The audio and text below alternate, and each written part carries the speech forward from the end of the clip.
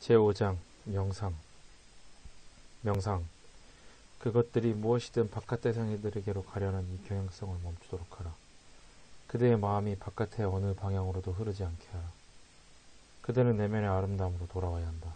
그것은 그대 자신의 본성이며 그대가 여지껏 느껴보지 못했던 영원한 희열이다. 시간과 관련이 있는 그 어떤 수행도 그대를 속박에서 해방시킬 수 없다. 시간이라는 개념을 갖고서 행해진 그 어떤 일도 그대를 시간 너머에 있는 자유로 인도할 수 없다. 그대는 시간으로부터 뛰쳐나와야 한다. 시간이란 나는 몸이다가 아니고 또 무엇이겠는가. 그대는 나는 몸이다라는 개념 없이 시간을 상상할 수 있겠는가. 나는 이러이러한 사람이다. 그러므로 나는 이것은 혹은 저것을 원한다. 라는 생각은 오만이 지나지 않는다. 감각들을 통하여 바깥으로 달려나가고 있는 그대의 습관을 깨뜨리기 위해서는, 마음을 통제하기 위해서는 명상이 절대적으로 필요하다. 바깥으로 치닫고 있는 마음의 습성은 명상으로 다스릴 수 있다. 명상은 요가식이 아니라 노력이 없는 명상이어야 한다. 요가식의 명상은 그대로 하여금 몸을 더 의식하도록 할 수 있다. 그러나 나는 여기에서 자유를 위한 명상, 마음으로 하여금 자신의 근원으로 관찰하게 하는 명상을 말하고 있다. 요가식의 명상으로도 고요해질 수 있다. 그러나 명상이 끝나면 마음의 습관은 그대로 남는다. 이렇게 된 이유는 그 명상이 자유가 아니라 몸을 지향하였기 때문이다. 자유는 시간이 들지 않는다. 자유를 위한 명상은 참나 안으로 탐구다. 바깥으로 향하는 마음의 모든 습성은 이 탐구를 통해 붙잡힌다. 오직 나의 근원을 관찰하라. 생각이 일어나는 곳을 관찰하라. 늘 경계하라. 방심하지 말라. 노력하지 말라. 찾아내라. 나가 일어날 때 몸과 현상계가 일어난다. 이 현상계는 나는 존재한다 라는 개념을 바탕을 둔 그대의 투사이다. 저는 그동안 읽은 책들을 통해 수행에 관한 수많은 개념들을 얻었고 지금도 가지고 있습니다. 수행자의 기질들에 맞추기 위해 여러 방법들이 만들어졌다. 모든 방법들은 그대에게 무엇인가를 하라고 가르친다. 그것은 아마도 신체의 말의 혹은 마음의 행위일 것이다. 이 모든 수행들은 마음을 훈련시킨다. 그러나 그대는 결코 고요하지 않고 있다. 어느 누구도 이 간단한 진리를 가르치지 않는다. 그대가 고요한다면 종교들은 쓸모 없어질 것이다. 거짓 가르침들은 힘을 잃을 것이다. 오직 고요하라. 이것이 사람들 사이에서 평화와 사랑을 발견하는 방법이다. 고요하라. 그리하면 모든 종교 체계가 무너질 것이다. 종교들은 그대들에게 두려움을 주고 있다. 지옥에 대한 두려움을 주고 있다. 이렇게 하지 않으면 지옥에 떨어질 것이다 라고 말한다.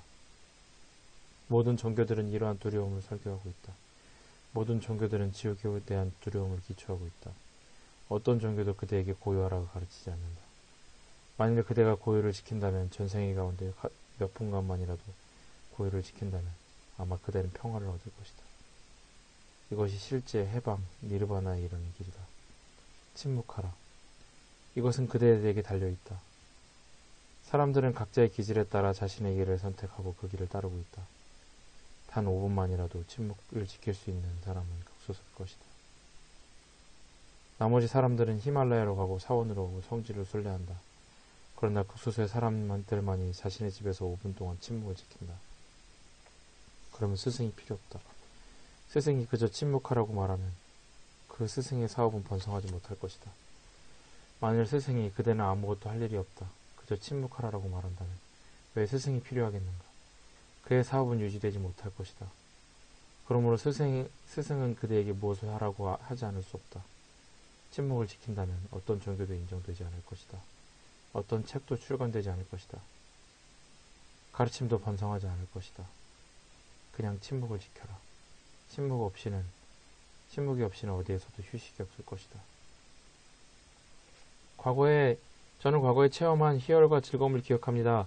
그래서 앉아있을 때면 과거처럼 되어야 한다고 늘 기대합니다. 저는 고요하기만을 원하지 않습니다. 저는 그 이상을 기대합니다. 아무것도 기대하지 말라.